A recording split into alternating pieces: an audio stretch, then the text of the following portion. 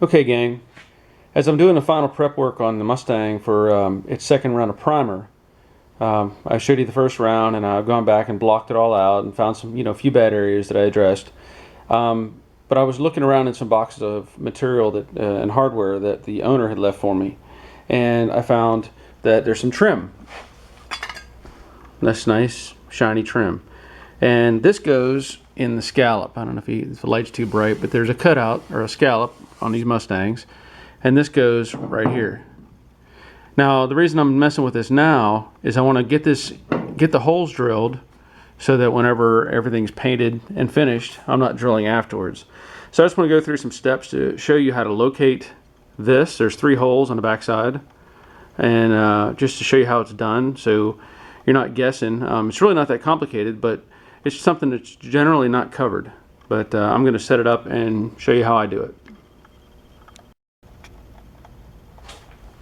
Okay, now for some of you this may seem pretty simple.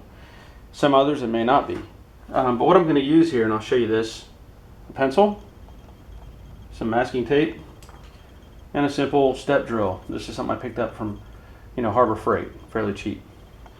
But what I'm going to do is take some lengths of tape, and I'm going to lay it over this corner,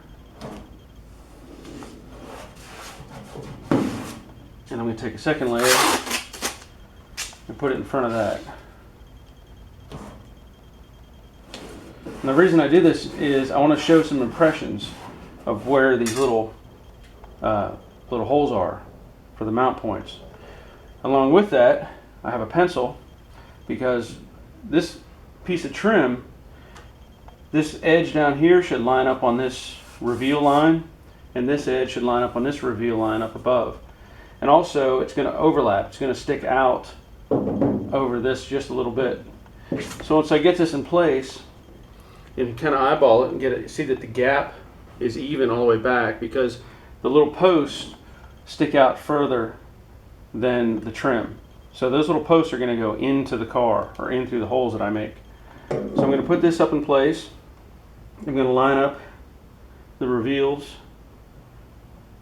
I'm going to get myself centered and make sure that my gap is even all the way back across the back so that I'm not crooked. And then once I get that set, I can take my pencil and mark the edges, the corners, and I even outline it if I want to. Now I have an idea where I'm going back to.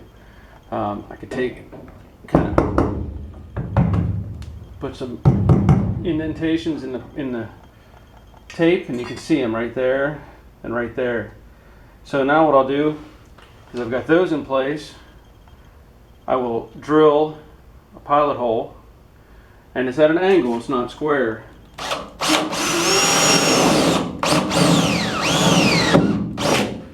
There's one.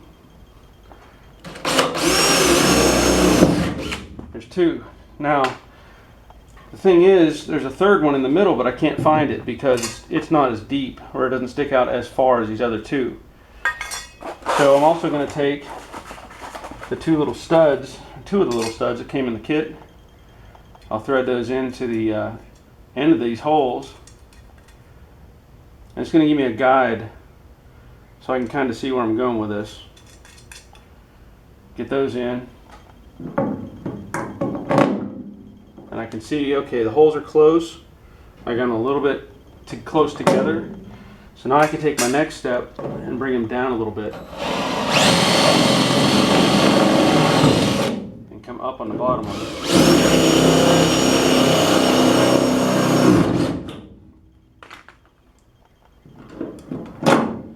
Okay, so now I can see where I'm lining up here, and I can make adjustments as necessary with the next step of the hole, because I haven't gone that deep yet.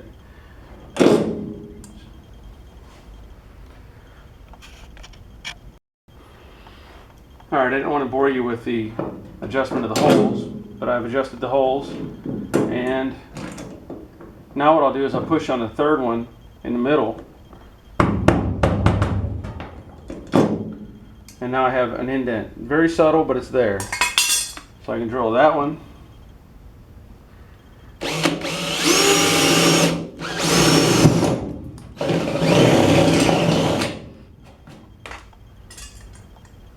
how that goes.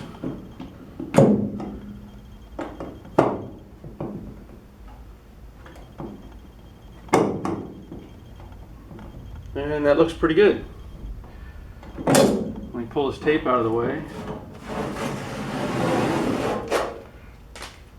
Now that hole's a little bit big, but it's not going to be any kind of big deal when this trim is all bolted on and its finished location. It'll look just fine. So there you go.